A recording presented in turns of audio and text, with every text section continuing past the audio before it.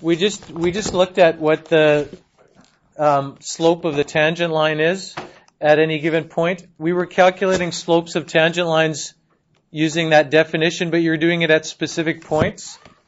Like if I can flip back to something here for a second, when you found a slope of a tangent line here, we did this. Sometimes we did this in general, like we used a letter A or something like that. Sometimes you found it specifically for a certain point, right? Like if you want the slope of the tangent line at this point, you put in that specific value. If we do it in general, basically that gives us an expression. Okay, in general, if you're finding the slope of the tangent line in general here, you either put an A or an X or something like that. It gives you an expression at the bottom. 2x is the slope. That expression gives you the slope of the tangent line anywhere for this. Anywhere on this on the graph of x squared, that's what the tangent line is. And the same with the one we just did there. That's called the derivative. The derivative is an expression or another function that gives you the slope of the tangent line. So that's what this first thing says on your handout there. The definition of the derivative. Definition of the derivative is another function that gives the slope of the tangent line at any point. So, for example, some of the ones we did, right? If f of x is x squared, the derivative, which I haven't given you much in the way of symbols yet for that, but the derivative is 2x. We found that, what was that one? 1 over x was, what was the derivative again? Negative 1 over x squared. This function gives you the slope of that at any point. We are going to learn some shortcuts and other things as we go, but for now what we have is using the definition. The definition of the derivative is if you start with the expression for the slope of a secant line, if you want the slope there, the way we're doing it is we're using that point and another point on one side, and we're calling the next point x plus h, and we're just looking at the slope between those 2 points. We have f of x plus h, and we're just pushing those 2 points together, right? That's how we're finding the slope. The slope of the secant line is f of x plus h minus f of x, right? The difference in the y values over the difference in the x values. If we set it up this way, the distance in between there is h, right? That's not the derivative. It's only the derivative when you do the limit as h approaches 0. It only is the limit when you start pushing those together, all right? We've seen this picture, but I think it goes a long way in understanding what you're doing.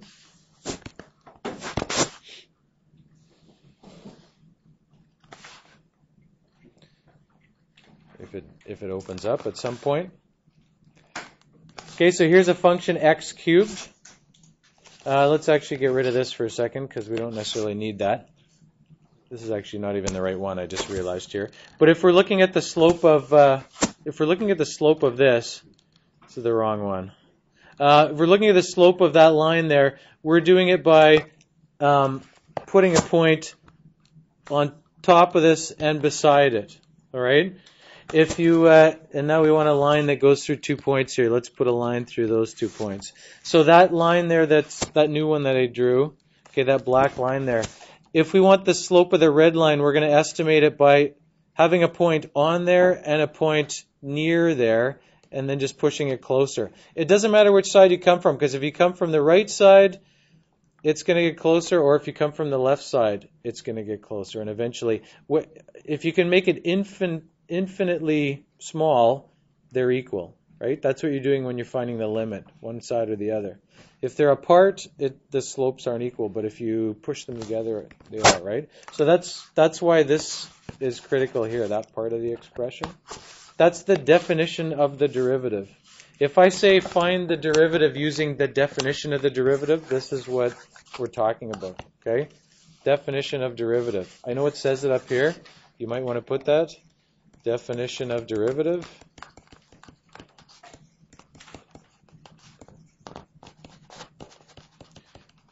Now, it's important to notice that you wouldn't have to set it up that way. You could set it up a different way. We could have set it up as if we have our curve here and we have one point here and if we want this derivative at a point A, I'll use the letters the same way I have them here. If you want the derivative at point A, you could set it up and say, well, I'm going to have another point that moves and I'm going to call it X. And then you could say that these two things are f of A and f of X. And you could say that the slope between there is f of X minus f of A over X minus A. And then if I want the slope here, I just push this point closer and closer, right? I just push this point closer and closer to there, right? So that the slope goes through there. So in which case I'm not doing the limit as h approaches 0. There's no h here. I'm pushing it as x gets closer and closer to a, so limit as x approaches a. You could set it up this way. In some cases, you can always write it like this. And in a lot of cases, you can use some algebra to simplify it, but sometimes you can't simplify it. Like the ones that we have been able to simplify are things like x plus h cubed minus x cubed over h, right? Because you can expand this and you can simplify and it'll all work out nicely. But if the function that you're working with is sine x or something like this, or if it's something else, square root of x, you can't use that same kind of algebra, so this alternate definition might be useful. So there's definition and alternate definition. Definition of the derivative, alternate definition of the derivative. Try this one first, and then if that doesn't work, you can use this one. All right? But it's the same concept. You have 2 points that are apart, and you're pushing them together. Before you get started on this, I want to give you some notation for the derivative. And you might be happy to know that there's 2 different people who are co-credited with inventing calculus. Okay? Newton, you know from science courses and physics, right? Newton, what is he well known for other than inventing calculus? Yeah, he's the guy who they say apple fell on his head and he didn't discover gravity, but he started thinking about it and forces and everything, right? Newton's laws of motion, all this kind of stuff. At some point when he was working with all his thinking about gravity and stuff like that, he realized that he needed calculus, so he invented it so that he could use it, right? Because he realized, I need some way of figuring out instantaneous velocities and rates of change and things like that, so I'll invent this thing called calculus, and that's why we have it. At the same time, we had somebody else. I'm not a fluent German speaker or anything like that, but I understand you pronounce this Leibniz, even though it's maybe spelled slightly different. Leibniz. It sounds like people say Leibniz, but anyways. He's credited with at the same time, okay, same era, inventing basically the same ideas, a way of finding instantaneous rates of change, slopes of curves.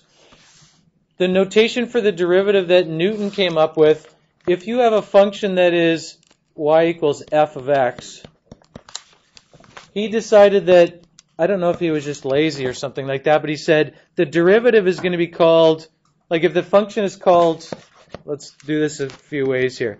If the function is called y, then the derivative is called y with a little tick mark here. Okay? Y prime. That little thing is called a prime. It's not an apostrophe. It's a prime. If you go to Microsoft Office, go to Microsoft Word and go insert symbol, and there's all these mathematical symbols, there's something that'll be called prime if you're not believing me.